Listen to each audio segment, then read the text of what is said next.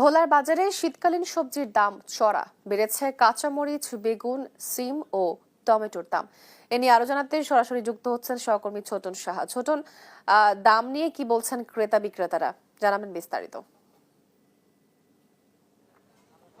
আজকের বাজারে আমি ঘুরেছি, ছুটির দিনে বাজারে যে পরিস্থিতি দেখতে পেয়েছি আমরা, যে শীতকালীন যে সবজিগুলো রয়েছে সেগুলো আসলে উঠতে শুরু করেছে। তবে উঠলেও প্রথম অবস্থায় যে ধাক্কা খাচ্ছেন ক্রেতারা, আমরা জেনেছি, যে ক্রেতাদের সাথে কথা বলে জেনেছি আজকের বাজারে আমরা দেখেছি টমেটো 130 টাকা কেজি দরে বিক্রি হচ্ছে। সবচেয়ে বেশি যেটির দাম হাঁকানো হয়েছে সেটি হচ্ছে সিম কিন্তু বিক্রি হতে দেখেছি আমরা 140 থেকে 180 টাকা। একই সাথে কাঁচামরিচের দামও কিন্তু বৃদ্ধি পেয়েছে। কাঁচামরিচ কেজিতে আজকের বাজারে বিক্রি হচ্ছে 200 টাকা, এবং এছাড়াও গাজরের দাম বেড়েছে এবং মূলার দামও কিন্তু বেড়েছে। একই সাথে বেড়েছে বেগুনের দাম। বেগুন কিন্তু কেজি প্রতি 80 টাকা বিক্রি হচ্ছে, যেটি 2-3 দিন আগেও আরেকটু কম ছিল বলে ক্রেতারা জানিয়েছেন। আমরা বেশ কিছু ক্রেতাদের সাথেও কথা বলেছি। ক্রেতারা আমাদেরকে বলছিলেন যে আসলে তারা আশা প্রকাশ করছেন, যেহেতু শীতকালীন সবজিগুলো বাজারে এসেছে সেই হিসেবে দাম কিছুটা নাগালের মধ্যে থাকবে, কিন্তু তারা বাজারে এসে অনেকটা হতাশ প্রকাশ করেছেন।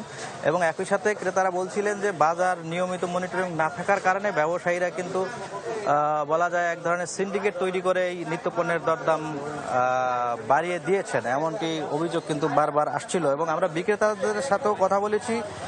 বিক্রেতারা অবশ্য বলছিলেন যে বাজারে এই মুহূর্তে পর্যাপ্ত সবজির সরবরাহ কম থাকার কারণে তারা দাম বাড়িয়ে দিয়েছেন। এছাড়াও পরিবহন ভাড়া বৃদ্ধি সহ নানা অজুহাত কিন্তু তাদের রয়েছে। তো জেলা প্রশাসন থেকেও বলা হয়েছে বাজার দর নিয়ন্ত্রণে তাদের যে অভিযান সেটি মাঝে মধ্যেই হয়ে থাকে, এবং যারা এই আইনকে অমান্য করছে তাদের বিরুদ্ধে ব্যবস্থা নেওয়া হচ্ছে, এমনটিও কিন্তু আমরা জেনেছি। তবে মাছের দাম বলা যায় আরও বেশি ঊর্ধ্বমুখী, এবং এই মাছ কিন্তু ক্রয় ক্ষমতার একেবারেই বাইরে চলে গিয়েছে।